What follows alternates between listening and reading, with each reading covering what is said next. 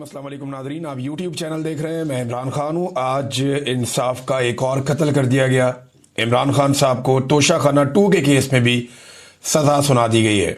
پہلے دیکھیں ہوا کیا ہے، اس کی ٹائم لائن دیکھ لیں آپ. عمران خان صاحب کی جو وکلا کی ٹیم ہے انہیں انفارم کیا جاتا ہے رات کو 8 بجے کہ صبح جناب توشہ خانہ والا کیس لگے گا. بار بار یہ کیس اس سے پہلے لگتا رہا، کینسل ہوتا رہا، تو کنفرمیشن تھی نہیں. لیکن رات کو کنفرم کیا جاتا جی صبح کیس لگے گا، آپ فٹافٹ پہنچ جائیں. اب وکلا جو ہے وہ لاہور میں موجود ہیں، کوئی کہیں موجود ہے، تو سب لوگ بھاگم دوڑ جو ہے وہ کچھ بھی کر کے، دھند بہت زیادہ تھی، اس کے باوجود اسلام آباد پہنچ گئے. فیملی کو اندر نہیں جانے دیا گیا اور مخصوص لوگوں کو اندر لے جایا گیا. وکلا کو بھی اندر نہیں جانے دیا گیا، صرف سلمان صفدر صاحب کو اندر جانے کی اجازت ملی. اندر انہوں نے کیا دیکھا اور جو باقی لوگ ہیں سورسز وہ کیا بتاتے ہیں کہ عمران خان صاحب اور بشرا بی بی جو ہے وہ جو عدالت بنائی گئی ہے اڈیالہ جیل میں وہاں پہ موجود تھے. جج شاہ رخ ارجمند وہ جج صاحب کی کرسی پہ آ کر بیٹھ گئے اور ابھی اس کیس کے اندر مزید کچھ دلائل اور مزید کچھ شواہد سنے جانے تھے.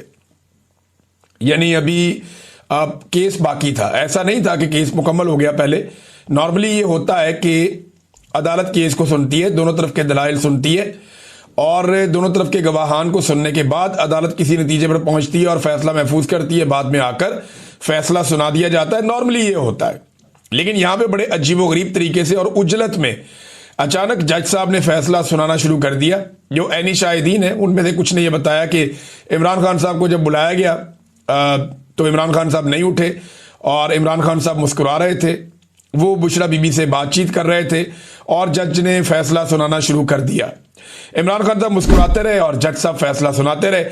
جج صاحب کا جو فیصلہ ہے یہ ٹوٹل 59 صفحات پر مشتمل ہے اور 32 اس کے پیراگراف ہیں. اور جج صاحب نے عمران خان کو اور بشرا بی بی کو 17 سال کی مزید سزا سنا دی ہے.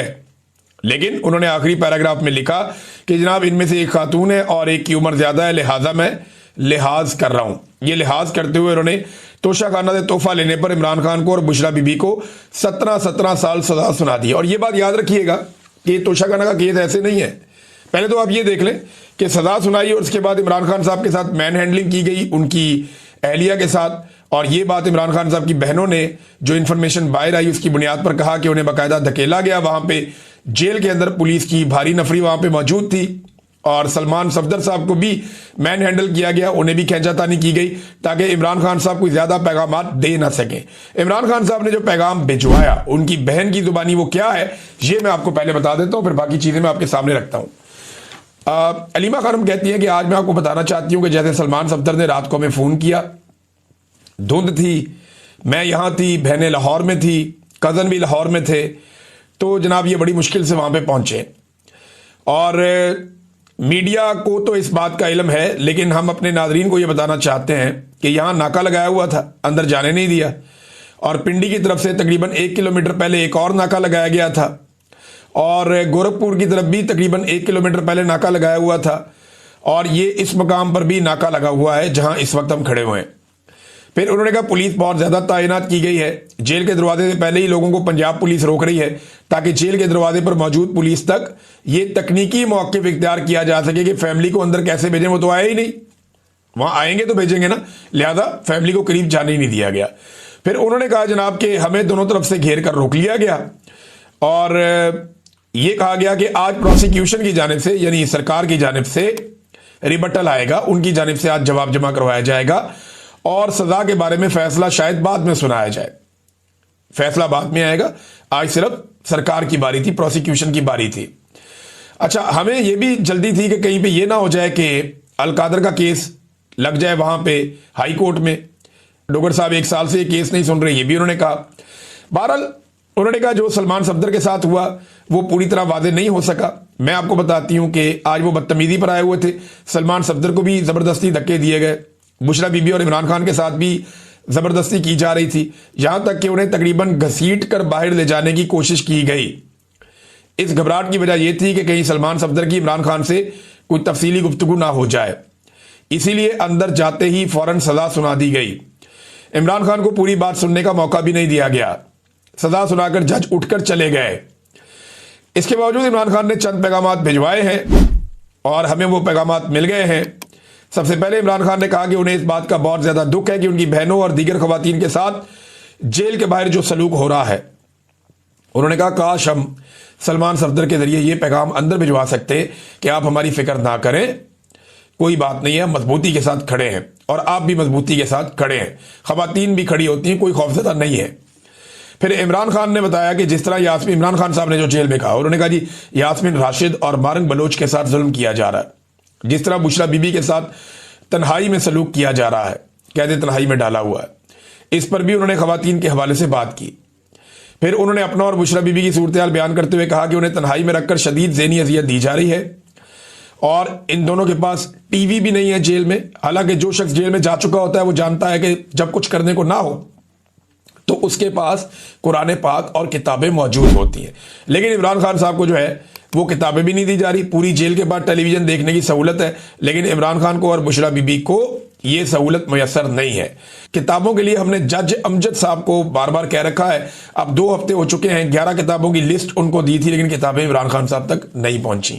عمران خان نے اپنے ساتھ ہونے والے تشدد کا ذکر کیا اور کہا کہ ان کے ساتھ جو غیر انسانی سلوک کیا جا رہا ہے وہ انتہائی سخت اور ناقابل قبول ہے. انہوں نے واضح طور پر کہا کہ انہیں ذہنی اذیت دی جا رہی ہے.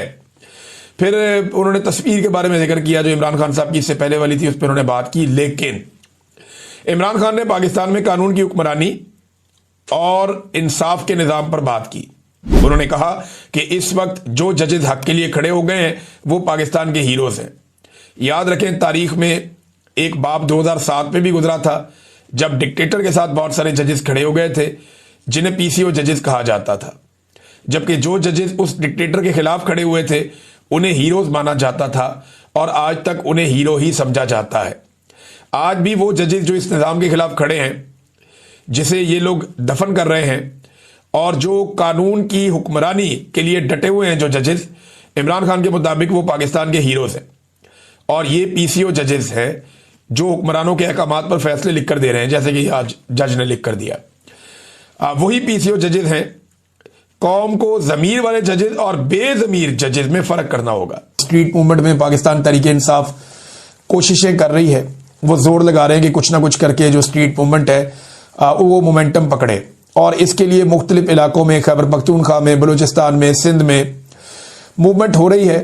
پنجاب میں سہیل افریدی کا چکر لگانے کے بعد کچھ موومنٹ میں بہتری آئی ہے, اور اس کے بعد عالیہ حمزہ صاحبہ نے اور دیگر لوگوں نے مقامی سطح کے اوپر عوامی تحریک شروع کرنے کے لیے جو اسٹریٹ موومنٹ ہے جو چلنی ہے اس کے لیے انہوں نے مومنٹم بنانا شروع کیا ہے. لیکن وہ مومنٹم جو 2024 میں پاکستان تحریک انصاف کے پاس تھا وہ ابھی تک پاکستان تحریک انصاف کے پاس نہیں ہے. جو موقع اس وقت علی امین گنڈا پور صاحب کو ملا تھا اس کا آدھا موقع بھی ابھی سہیل آفریدی صاحب کو نہیں ملا.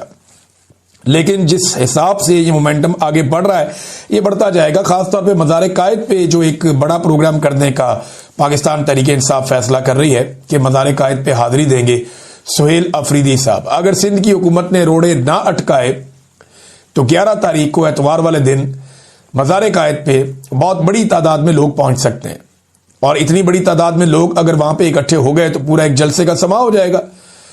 پھر وزیر اعلیٰ سندھ نے بھی یہ کہا کہ میں دعوت دیتا ہوں وہ آئیں اور مجھے بھی ملیں. تو سہیل آفریدی نے کہا میں اپنے لوگوں سے ملنے آ رہا ہوں, اپنے لوگوں کو ملوں گا اور اپنے لوگوں کے مسائل لے کر وزیر اعلیٰ سے بھی ملاقات کروں گا ان کے حل کے لیے.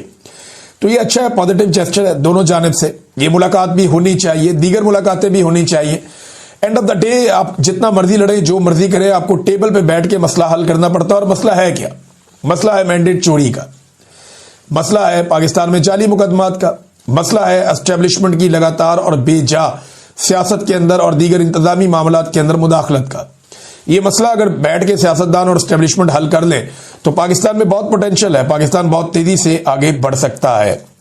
ناظرین, بہت سارے ٹی وی چینلز نا 2026 شروع ہوا ہے تو وہ سوالات یہ کر رہے ہیں ٹاک شوز میں, پروگرامز میں, ہر جگہ پہ, اور یہ زیادہ تر نجومیوں کو بلا کے پروگرامز کر رہے ہیں کہ 2026 میں عمران خان رہا ہو جائے گا. ایک تو نجومیوں بیچاروں کو بالکل ہی مایوس کر دیا گیا ہے اور باؤنڈ کر دیا گیا ہے کہ تم میں سے کسی نے عمران خان کے بارے میں کوئی امید والی زیادہ بات نہیں کرنی. جو بھی بات کرنا چاہتا ہے عاصم منیر صاحب کی گیم چکو, شہباز شریف اور اس کی جو حکومت ہے اس کو اوپر اٹھاؤ اور یہ بتاؤ کہ جناب ملک بہت ترقی کر رہا ہے اور پرواز کر رہا ہے اور اونچی پرواز کی طرف ٹیک آف کرنے والا، تو اس قسم کی باتیں تم نے کرنی ہے. تمام نجومیوں کو باؤنڈ کر دیا گیا. اب سوال یہ پیدا ہوتا ہے جو بار بار پوچھا جا رہا ہے سوال، وہ سوال جائز ہے یا نہیں. 2025 جب آ رہا تھا تو یہ سوال کیا جا رہا تھا کہ کیا 2025 میں عمران خان رہا ہو جائیں گے. 2026 جب آ رہا ہے تو سوال کیا جا رہا ہے کہ کیا 2026 میں عمران خان رہا ہو جائیں گے. سوال یہ ہونا چاہیے کہ کیا 2025 میں یا 2026 میں فوج سیاست میں کردار ادا کرنا بند کر دے گی؟ کیا عدلیہ پہ اور میڈیا پہ دباؤ ڈالنا بند کر دیا جائے گا؟ سوال تو یہ ہونا چاہیے. 2025 بھی عمران خان کا تھا، سب جانتے ہیں. 2024 میں تو عمران خان نے کلین سویپ کیا پاکستان کے الیکشن میں. اور اگر عمران خان کی رہائی کا تو سب سے بڑا امکان تھا جس کا ہم سب نے اظہار بھی کیا، تو وہ 2024 میں تھا، 26ویں آئینی ترمیم سے پہلے. عمران خان صاحب کی رہائی کا سب سے بڑا امکان آج سے 1.5 سال پہلے تھا. کیونکہ دیکھیں نا، 2024 کا الیکشن عمران خان جیت گئے تھے، مینڈیٹ ان کا تھا، چوری کر لیا گیا تھا، ایک انٹرنیشنل اور اندرونی دباؤ تھا بہت بڑا اس وقت حکومت کے اوپر. ڈونلڈ ٹرمپ کے ساتھ ان کی گڈی بھی نہیں چڑھی تھی، تو وہ حالات جو ہے وہ سب سے زیادہ موافق تھے اور عدالت بھی کچھ حد تک آزاد تھی. تو یہ امید کی جا رہی تھی کہ 2024 کے اختتام تک عمران خان صاحب رہا ہو جائیں گے. اور یہ بظاہر دکھائی بھی دے رہا تھا، بہت سارے جرنلسٹ، بہت سارے وکلا یہ بات کر رہے تھے، بلکہ تاریخیں دے رہے تھے. اور ہم یہ خبریں بھی آپ کو بتا رہے تھے، فلاں یہ کہہ رہا ہے، فلاں یہ کہہ رہا ہے، فلاں نے یہ دعویٰ کیا ہے. لیکن جب 2024 میں یہ نہیں ہوا اور 26ویں آئینی ترمیم آ گئی، تو اس کے بعد معاملہ عمران خان صاحب نے کہا کہ سڑکوں پہ ہی حل ہوگا اب. اور آج بھی یہی صورتحال ہے. عوام ہی فیصلہ کرے گی. جب تک کہ عوام لاٹھی اپنے ہاتھ میں نہیں تھام لیتی، تب تک یہ بھینس عوام کے کنٹرول میں نہیں آئے گی. جس کی لاٹھی اس کی بھینس، سادہ سا بات ہے. اب 2025 بھی عمران خان کا تھا، یعنی عمران خان کا سال رہا. پورے سال میں عمران خان ڈسکس ہوا. 2026 کے پہلے دن سب سے زیادہ عمران خان ڈسکس ہوا.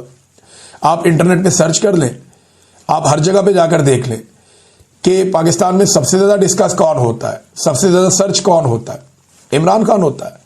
آپ کو نظر آ جائے گا، آپ کو سارے بتا دیں گے کہ عمران خان کیا ہے اور کتنی زیادہ اس کی مقبولیت ہے. لہذا 2026 بھی بظاہر ایسا لگتا ہے کہ عمران خان باہر آئیں یا نہ آئیں یہ زیادہ امپورٹنٹ نہیں ہے. زیادہ امپورٹنٹ یہ ہے کہ کیا عمران خان کو ڈیل کریں گے؟ وہ تو کہتے ہیں میں نہیں کروں گا. دوسرا، کیا عمران خان ارریلیونٹ ہو جائے گا؟ وہ تو 2025 میں بھی کہہ رہے تھے، نہیں ہو پایا. عاصم منیر صاحب کے 3 سال نوکری کے گزر گئے، انہوں نے پھر ایکسٹینشن لے لی. جو اپنے پہلے 3 سال میں وہ عمران خان کو ارریلیونٹ نہیں کر پائے، تو یہ اگلے جو انہوں نے اس ایکسٹینشن کے سال لیے ہیں اس میں وہ کیا ارریلیونٹ کریں گے؟ وہ نہیں ہو پائے گا. عمران خان ریلیونٹ ہی رہے گا. اور دیکھیں اب یہ حکومت کر کیا رہی ہے. یہ حکومت یہ کر رہی ہے کہ فوری طور پہ انہوں نے تمام ترقیاتی منصوبے روک دیے ہیں. جب یہ اقتدار میں آئے نا 2023 میں، انہوں نے ترقیاتی منصوبے روک دیے تھے. 2024 میں انہیں دوبارہ اقتدار ملا، انہوں نے پھر ترقیاتی منصوبے روک دیے. تو یہ پیسہ جتنا بھی عوام کی جیبوں سے چوری کر رہے ہیں یا جتنا بھی باہر سے قرضہ لا رہے ہیں، اس کو جمع کر کر کے دکھا رہے ہیں کہ جناب دیکھیں ہم قومی خزانہ بھر رہے ہیں. اور بعد میں اس پیسے کو رشوت کے طور پہ استعمال کریں گے، سیاسی رشوت کے طور پہ اچانک سے عوام میں پیسہ نچھاور کریں گے. تو یہ بات یہ لوگ ذہن میں رکھیں کہ یہ الیکشن سے پہلے اربوں روپیہ بھی بہا دینا. اس کے باوجود لوگوں نے ان کی بات نہیں سننی. کیونکہ اب پاکستان میں جو الیکشن ہے، میں صاف بات آپ سے کروں گا، آپ کو ٹھیک لگے یا غلط لگے، یہ اب انتخابات جو آنے والے ہیں نا، ان کا کوئی تعلق کارکردگی سے، روپے پیسے سے یا اعداد و شمار پہ نہیں ہے. یہ کچھ اصولوں کے اوپر انتخابات ہوں گے. قوم نے عمران خان کو فی الحال اپنی ضد بنا لیا ہے اور عمران خان کی مقبولیت کا طوطی بولتا ہے، یہ سارے کے سارے جانتے ہیں. اب حکومت نے ایک جعلی اعداد و شمار کا ایک ڈیٹا جاری کر دیا ہے اور اس میں ملکی معاشی ترقی دکھا رہے ہیں، GDP کی گروتھ دکھا رہے ہیں، زرعی پیداوار